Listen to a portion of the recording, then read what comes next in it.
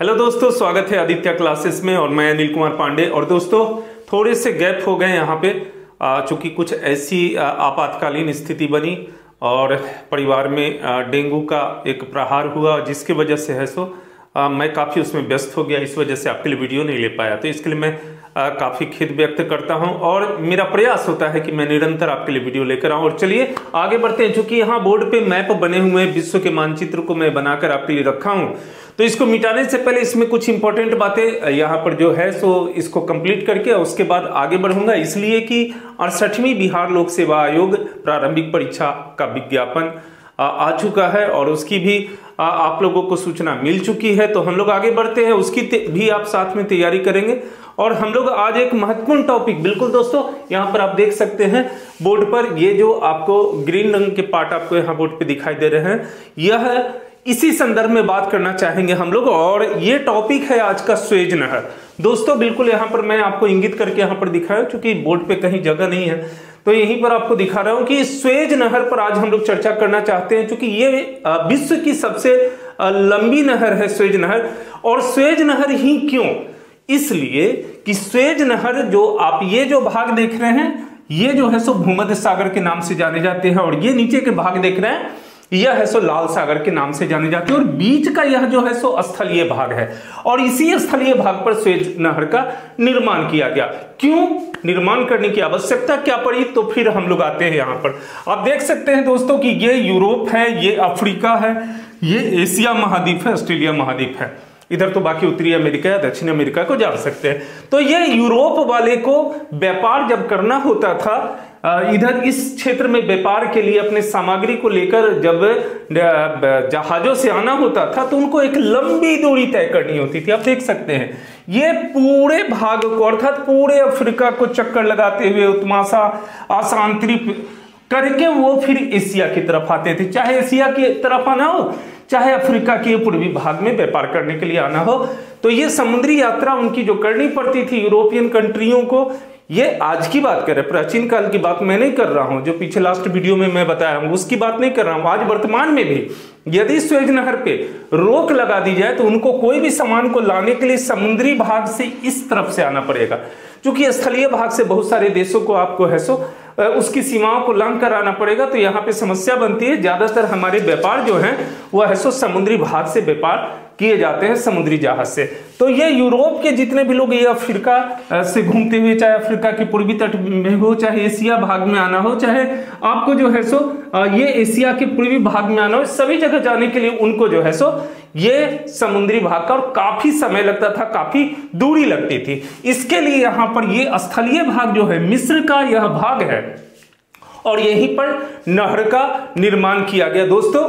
तो ये स्वेज नहर का निर्माण किया गया। ये छोटे से भाग, अगर इसको हम लोग इस रूप में दें तो ये आपको अगर स्वेज नहर है और ये आपको लाल सागर है यहाँ पे, तो इस प्रकार से यहाँ नहर का निर्माण किया गया। और ये नहर जो है सो इसकी अगर हम लंबाई की बात करें तो इसकी लंबाई 165 किलोमीटर आपको इसकी लंबाई है, 165 किलोमीटर है।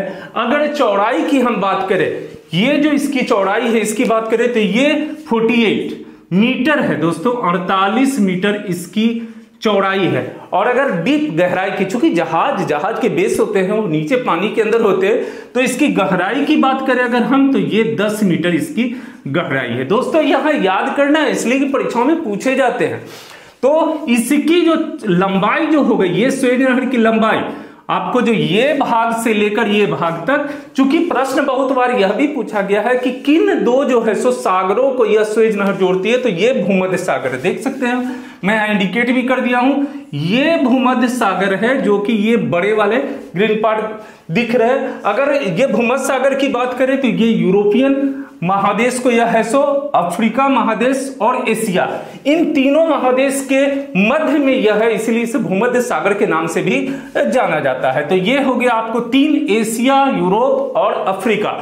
लाल सागर की बात करें तो लाल सागर आप देख सकते हैं अफ्रीका और एशिया के मध्य यह लाल सागर जो है सो एक लंबी आपको है सो श्रृंखला के रूप में, ये सागर के रूप में आपको यहां दिखेगी।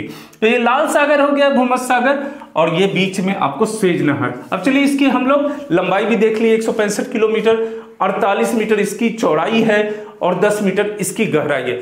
दोस्तों इसका जो शुरुआत है, इसका निर्माण जो किया गया, की शुरुआत की गई थी, तो ये आपको 1859 ईस्वी में इसकी आपको जो है सो नींव डाली गई थी, इसकी शुरुआत की गई थी। और एक फ्रांसीसी इंजीनियर थे Ferdinand de lapse, Ferdinand de lapse के द्वारा, ये जरूर से आप याद कर लीजिएगा, फर्डिनेंड डी लैप्स के द्वारा इसकी नींव डाली गई थी, अर्थात ये वास्तुकार इसके फर्डिनेंड डी लैप्स थे। ये जरूर से याद कर लेंगे क्योंकि बहुत बार पूछे गए हैं, यह भी पूछे गए हैं कि इसकी शुरुआत कब की गई और फिर बनकर कब तैयार हुआ। तो बनकर यह तैयार हुआ 1869 ईस्वी में। बिल्कुल दोस्तों, 10 वर्ष के बाद यह यातायात के लिए खोला गया। तो ये इतनी चीज यहां पर बनते हैं। तो आप देख सकते हैं, एक और महत्वपूर्ण बात है कि इसका राष्ट्रीयकरण, चूंकि ये जो क्षेत्र है सुएज नहर की बात करें तो ये जो क्षेत्र है यह मिस्र में पड़ता है और इसलिए 1956 ईस्वी में मिस्र के शासक जो है कर्नल नासिर के द्वारा इसका राष्ट्रीयकरण किया गया था। कर्नल नासिर के द्वारा, ये भी याद कर लेंगे, कर्नल नासिर के द्वारा इसका राष्ट्रीयकरण किया गया था। तो सुएज नहर के राष्ट्रीयकरण 1956 में किसके द्वारा? कर्नल नासिर के द्वारा। इसकी लंबाई कितनी है? तो लंबाई 156 किलोमीटर, इसकी चौड़ाई कितनी है? तो 48 मीटर है। इसकी गहराई कितनी है? तो 10 मीटर है। एक और चीज बड़े महत्वपूर्ण यहां पर बनते हैं कि ये जो है सो भूमध्य सागर और लाल सागर के मध्य जो है सो ये सुएज नहर का निर्माण किया गया है। यहां पर यह भी हो जाता है। दूसरा चीज, हाँ, एक बार और परीक्षा में बहुत बार ये प्रश्न पूछे गए कि इसके दोनों तरफ 2 बंदरगाह कौन से हैं। तो एक तो आपको है सो पोर्ट सईद, बिल्कुल दोस्तों, ये ऊपर वाला भाग, ये जो है सो ऊपर वाला भाग, ये है सो पोर्ट सईद के नाम से जाना जाता है, पोर्ट सईद। और नीचे वाला भाग सुएज के नाम से जाना जाता है। अर्थात ये भाग अगर हम कहें तो ये भाग है सो सुएज है और यह है सो पोर्ट सईद है, पोर्ट सईद है। तो यह भी पूछा गया है बहुत बार परीक्षाओं में कि किन 2 बंदरगाहों को यह सुएज नहर मिलाती है, तो पोर्ट सईद को और सुएज को। चलिए, इतने क्वेश्चन यहां पर बन जाते हैं ये सुएज नहर से। तो एक बार फिर से हम लोग देख लेते हैं, सुएज नहर लाल सागर भूमध्य सागर को मिलाती है। दूसरा चीज देख ले यहां पर हम लोग कि ये सुएज नहर का निर्माण कब शुरुआत किया गया? 1859 में। किन इंजीनियर के द्वारा? तो फर्डिनेंड डी लैप्स के नेतृत्व में, वास्तुकार यही थे और इन्हीं के नेतृत्व में इसकी शुरुआत की गई। 1869 में बनके तैयार हुआ और सुएज नहर की लंबाई जो 165 किलोमीटर 48 मीटर आपको चौड़ाई है, 10 मीटर गहराई है दोस्तों। बिल्कुल, तो ये जो है सो अफ्रीका महादेश में मिस्र के नियंत्रण में है। तो चलिए दोस्तों, हम लोग अब आगे बढ़ेंगे और जैसा कि बिहार लोक सेवा आयोग का 68वीं का विज्ञापन आ चुका है, तो हम लोग उस तरफ में ध्यान केंद्रित करेंगे और सभी के लिए सभी तरह के प्रश्नों को लेकर आगे मिलते हैं। थैंक यू, धन्यवाद।